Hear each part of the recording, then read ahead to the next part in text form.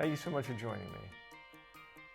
This is the first module in a three-part series called You're Capable of More Than You Think. And I honestly believe that. I honestly believe we're a lot more capable than we give ourselves credit for.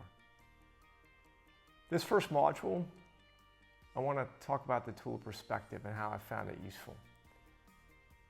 Now, the stories I'm going to tell are based on my experience as an officer in the SEAL teams. And this training content is really a culmination of those experiences, as well as the experiences I've had running leadership and coaching and resilience programs. So let's start. I wonder what stops you. And you might be thinking to yourself, stops me from what? I wonder what stops you from pursuing something you're interested in, but you're not sure if you'll be any good at it. From making time for those things that are most important to you. From having a difficult conversation with somebody that you know you need to have, but you put it off because you're not sure what the outcome will be.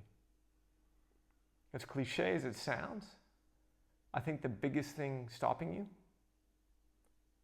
it's probably you. This series is called You're Capable of More Than You Think.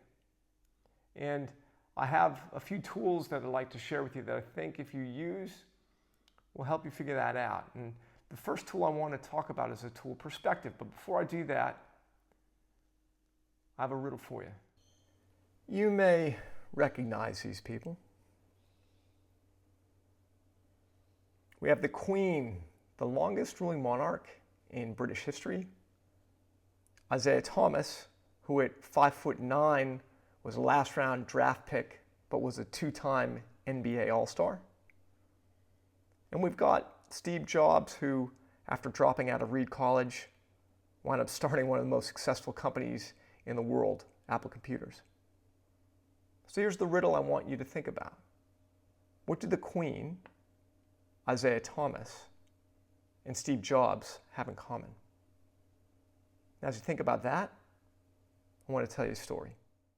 I'm a 15-year-old guitar player with a mop of black curly hair. Those were the days. And I'm in a band that doesn't realize that getting your picture taken in front of a bunch of porta potties probably is an indication of the quality of your music. My drummer, the guy who's in the stall next to me, he shows me a K-bar dive knife that a Navy SEAL gave him.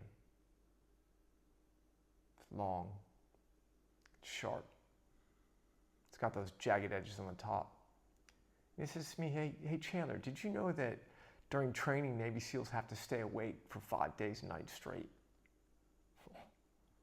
That blew me away.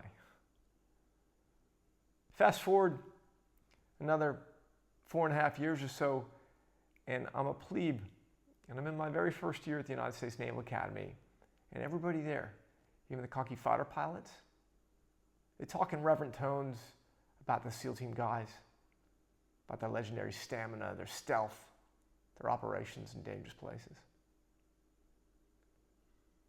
Fast forward another 9 months, and I'm on my very first summer cruise, and that's where we leave the Naval Academy and we go out to the fleet.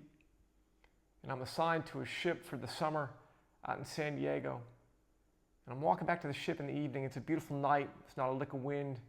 The sun's just gone down and the water's super glassy and clear. And as I walk back to the ship, I see these strange green lights.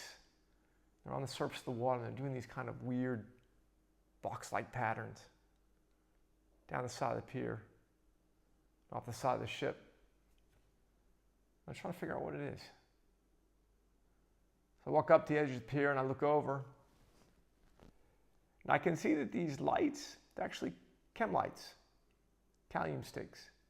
And on these floats, and they're on the surface of the water, and there's this cord, and that cord runs down.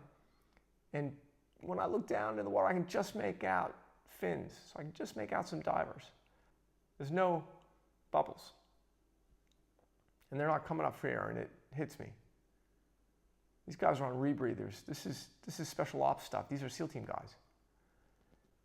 So I walk up to them and I use my acute powers of observation. I say, so you guys are training underwater. Yeah. And I'm sure this fine young sailor masked a fair bit of sarcasm when he looked up at me and he said, yep, they're underwater. And I don't know anything about that man on the pier. And I don't know anything about those divers I've just seen underwater, but I do know one thing. I know I want in. And so the next day, I called my dad. And I said, hey, Dad, I want to be a Navy SEAL. But the training, it's so hard. It's like legendary. And they only take the top guys from the Naval Academy. I'm in the bottom half of the class, and I'm not even that good a swimmer.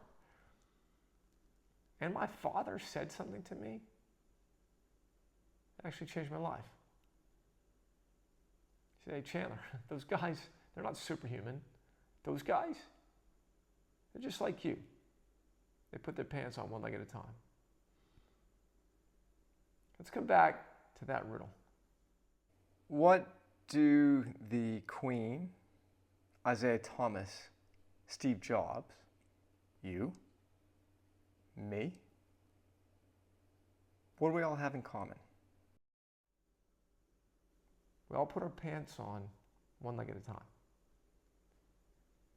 When you realize there's no such thing as a superhuman, just superhuman effort, you'll find out that you're capable of much more than you think. And so that's the point of these 3 modules. And wouldn't it be great if after you go through them, that concept would be firmly planted in your brain?